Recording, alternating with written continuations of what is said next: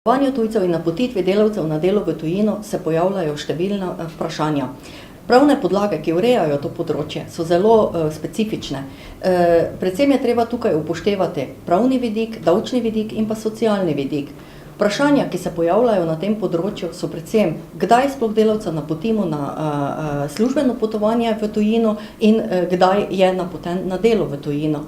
Pri tem se pojavljajo potem tudi vprašanja, kako mora biti zapisana pogodba o zaposlitvi napotenega delavca. Katere pravne podlage je treba upoštevati, tako v tujini kot v domači državi.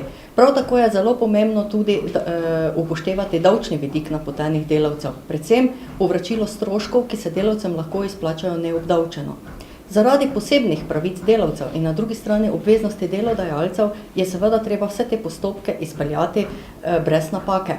Zaradi tega smo vam pripravili edinstven priročnik napotitev delavcev na delo v tujino in zaposlovanje tujcev, v katerem vam poskušamo dejansko odgovoriti na vaša vprašanja s praktičnimi primeri.